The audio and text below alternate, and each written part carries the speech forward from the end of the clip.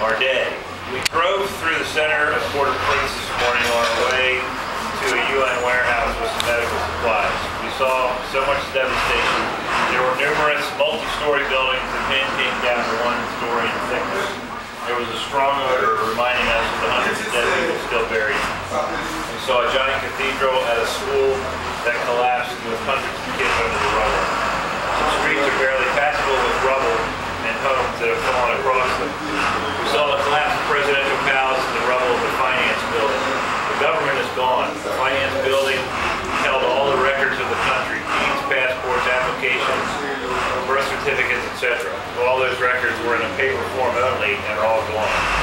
There was a huge pile of paper in the debris pile out front. It was one of the few places where we saw any heavy equipment clearing debris. At the UN warehouse, we were able to get a full load of medical supplies for both of the clinics in Car 4 where they're staying or where they're working right nearby, and the hospital in Cap Haitian, but that's the stuff that we delivered to Hilo last night. The clinic is in the vestibule of a local church. The docs there are from Singapore, and they're seeing about 200 people a day, most of which have not had any medical care to date. There are nasty wounds with infections and gangrene. You know all about that. Fortunately, Jim and Brian, the other guys with me in Port-au-Prince, are a Marine medic and an ER nurse. They've been working with the docs to come up with the supplies list, and then we've been running daily to a UN warehouse that we located with some of the needed medical supplies. There we also ran into a unit of the 82nd Airborne. The captain was very interested in what we were doing and brought us over to his command post at the airport. The colonel there gave us access to as much food and water as we could carry and gave us the captain to escort us, meaning open doors, at the UN compound, and an invitation to come back for more. This was huge because we've been days trying to get anything to hand out to people. It's been so chaos.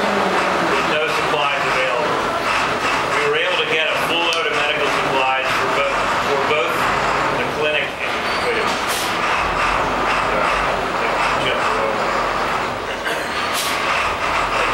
paragraphs. We were then able to gain access to key people in the UN and a room of U.S. Army majors and colonels. We were trying to get an Army helicopter to transport the medical supplies to CAP and had a requisition in for it, but no one was available today. We were praying for one tomorrow, or a truck, or whatever else can get the supplies to. Then we headed west to areas we had not yet seen closer to the epicenter. The town of Legon was severely damaged. The 4-story school was flattened.